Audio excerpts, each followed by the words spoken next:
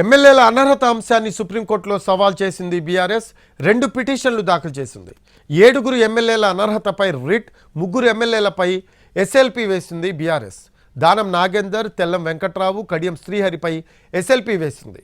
ఎమ్మెల్యేల అనర్హతపై నిర్ణయం తీసుకునేలా స్పీకర్ను ఆదేశించాలని సుప్రీంను కోరింది బీఆర్ఎస్.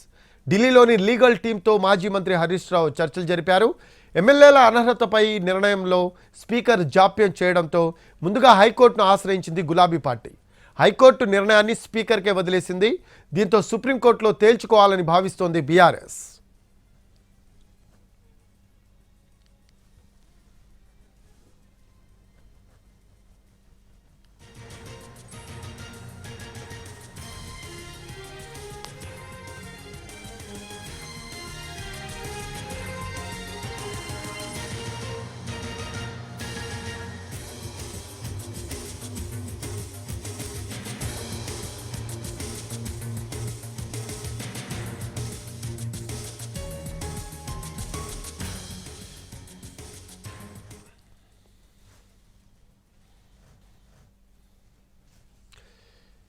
మరో అప్డేట్స్ తెలుసుకుందాం. మా కరెస్పాండెంట్ రాజు ఉన్నారు లైవ్లో.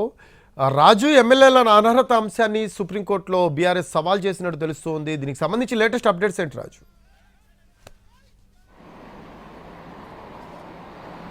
ఎస్ రఫీ, ఏదైతే తెలంగాణలో జరిగినటువంటి అసెంబ్లీ ఎన్నికల్లో ఎవరైతే బీఆర్ఎస్ బీఫామ్ మీద గెలిచినటువంటి వాళ్ళు కాంగ్రెస్ పార్టీలోకి చేరారంటూ ఇప్పటికే హైకోర్టును ఆశ్రయించారు బీఆర్ఎస్ పార్టీకి సంబంధించినటువంటి ఎమ్మెల్యేలు. అందులో పాడే కౌశిక్ రెడ్డితో పాటు ఏదైతే కేపీ వివేకానంద కూడా ఉన్నారు. అయితే దీనికి సంబంధించి హైకోర్టు ఇప్పటికీ ఒక తీర్పు కూడా వెలువరించింది. అంటే ముఖ్యంగా వాళ్ళపైన చర్యలు తీసుకోవాలి అంటూ 40 రోజుల్లో చర్యలు తీసుకోవాలంటూ మొదట సింగిల్ బెంచ్ తీర్పునివ్వడం జరిగింది. అయితే దాన్ని సవాలు చేస్తూ స్పీకర్ కార్యాలయంలో ఉన్నటువంటి అంటే ఏదైతే అసెంబ్లీ సెక్రటరీ మళ్ళీ డివిజన్ బెంచ్కి వెళ్లారు. డివిజన్ బెంచ్ మాత్రం స్పీకర్కి సంబంధించి అంటే టైం బాండ్ అనేది ఏది పెట్టకుండానే దీనిపైన చర్యలు తీసుకోవాలని చెప్పారు. అయితే ఇప్పటికే ఒకవైపు హైకోర్టు ఆదేశాలు ఇచ్చినప్పటికీ కూడా ఇప్పటి వరకు పార్టీ మారినటువంటి ఏ ఒక్క ఎమ్మెల్యేకి కూడా కనీసం నోటీసులు కూడా జారీ చేయలేదు. కావాలనే జాప్యం చేస్తున్నారనేటువంటి ఆరోపణ బీఆర్ఎస్ చేస్తున్నటువంటి పరిస్థితి కనిపిస్తుంది. అయితే ఈ విషయంలో గతంలో ఏవైతే సుప్రీంకోర్టులో ఉన్నటువంటి కొన్ని జడ్జిమెంట్లకు లింక్ చేస్తూ ఖచ్చితంగా ఏదైతే టైం బాండ్ అనేది ఉండాలి, ఆ టైం ఫిక్సేషన్ పెట్టడం ద్వారానే ఈ కేసు అనేది త్వరితగతిన తేలుతుందనే విషయం పైన సుప్రీంకోర్టును బీఆర్ఎస్ ఆశ్రయించింది. బీఆర్ఎస్ ఆశ్రయించినటువంటి ఈ పిటిషన్లను 2 పిటిషన్లు వేసిందని చెప్పుకోవచ్చు.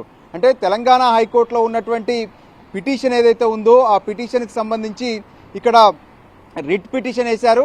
మరోపక్క ఇంకొక స్పెషల్ లీవ్ పిటిషన్ కూడా వేశారు. అంటే మొత్తం 10 మంది ఎమ్మెల్యేలు పార్టీ మారారు. సో ఈ 10 మంది ఎమ్మెల్యేల్లో మొదట మారినటువంటి 7 ఆ తర్వాత 3.